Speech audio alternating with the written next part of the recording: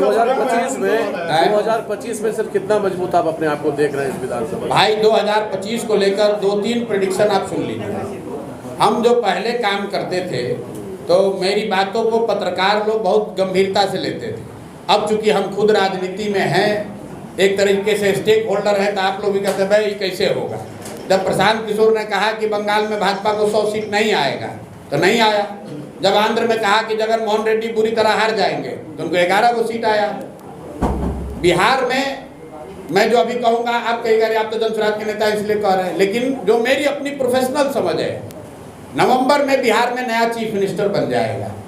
नीतीश कुमार अब बिहार में chief minister नहीं बन पाएंगे किसी भी हालत में। इसकी गारंटी क्या होता है, लिख के दे देते हैं। दूसरी बात बिहार में 60% से ज़्यादा आबादी बदलाव चाहती है। वो चाहे राजद का सपोर्टर हो, किसी जाति का हो, किसी धर्म का हो, भाजपा का सपोर्टर है, नीतीश का सपोर्टर है, 60% से ज़्यादा लोग आंकड़े बता रहे हैं वो बदलाव चाहते हैं। वो लालू नीतीश के इस राज से थक गए। इसका मतलब ये नहीं है कि 60% लोग जनसुराज को चाहते हैं। उस पर विवाद हो सकता है, उस पर अभी जनता को निर्णय लेना है, लेकिन 60% से ज़्यादा लोग बिहार में बदलाव चाहते हैं। अब आप कहिएगा कब निर्णय लेंगे, तो डेटा और साइंस ये बताता है कि 25% वोटर, याद रखिए इस बात को, करीब 25% वोटर चुनाव के 3 दिन पहले 72 घंटे में निर्णय लेता है। तो आपके हमारे लिए जरूरी ये है जानना कि बिहार में बहुतायत संख्या में 60% से ज़्यादा लोग बदलाव चाहते हैं।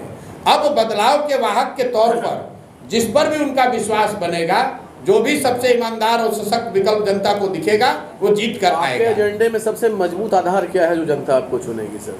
भाई हमारे एजेंडे में सबसे मजबूत आधार ये है कि बिहार में जाति, धर्म, नाली, गली, 5 किलो अनाज से ऊपर उठकर शिक्षा और रोजगार की राजनीति होनी चाहिए। बिहार की जो सबसे बड़ी समस्या पलायन है उसकी बात होनी चाहिए। और आप देख रहे हैं कि पहली बार राजद और जदयू जैसे दल भी पलायन की बात कर रहे हैं। तो जनसुराज की क्या ताकत है ये तो आपको अभी दिख रही है। बिहार की राजनीति में पहले कभी पलायन पर आपने चर्चा सुनी हो, कभी शिक्षा पर बात सुनी हो तो बता दीजिए। पहली बार लोग शिक्षा और पलायन की बात कर रहे हैं, रोजगार की बात कर रहे हैं। ये जनसुराज की ताकत नहीं है, ये लोकतंत्र में विकल्प होने की ताकत है। जिस दिन लोगों के पास विकल्प मिल जाएगा तो जो दल अभी पहले से बने हैं उनको भी जनता के मुद्दों पर जवाब देना पड़ेगा, क्योंकि अभी तक वो मुद्दों की बात इसलिए नहीं करते, उनको मालूम है कि काम करे चाहे नहीं, डर के मारे हम ही को वोट देगा। अब जब विकल्प एक मिल गया है तो सबको जवाब देना पड़ेगा। मैं पूरे बिहार घुमा हूँ और जब लोग ये बताते हैं, पूछते अच्छा विधायक जी कितना बार से जीत रहे हैं, तो कहता है 3 बार से। सांसद महोदय कितना बार से जीत रहे हैं, तो भैया 4 बार से। तो मेरे भाई अगर आप समस्या से परेशान हैं तो उसी नेता को वोट क्यों दे रहे हैं? 2014 में मोदी जी मोतिहारी में एक भाषण दिए, उस भाषण को लिखने वालों में भी हम लोग रहे होंगे। चीनी मिल के कंपाउंड से मोदी जी ने कहा कि जो ये बंद चीनी मिल है, इस चीनी मिल से बनी हुई चीनी का चाय पीऊँगा तभी बिहार में वोट मांगने आऊँगा। अब 14 के बाद मोदी जी लगातार 11 साल हो गए, कितनी बार आए वोट मांगने। चीनी मिल तो चालू नहीं हुई, उसका 1-1 इंच ज़मीन बिक गया।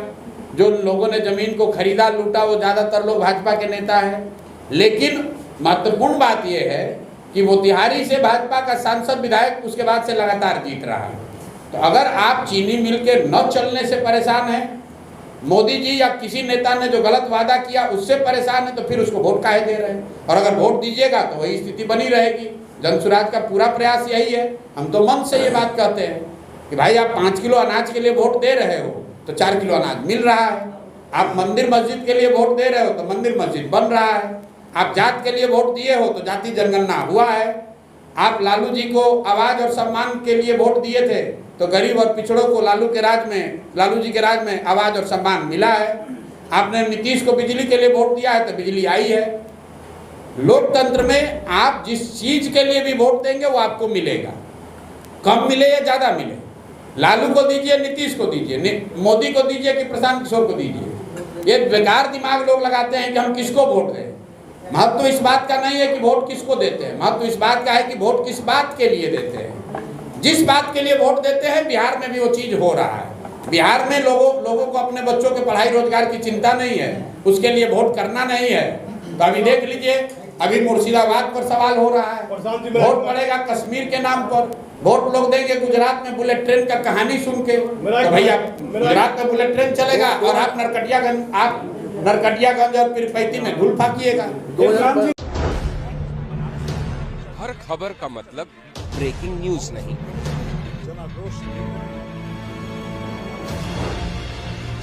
हर बहस का मतलब हंगामा नहीं,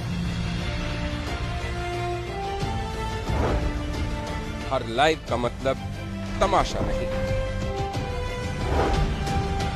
खबर का मतलब है एक भरोसा,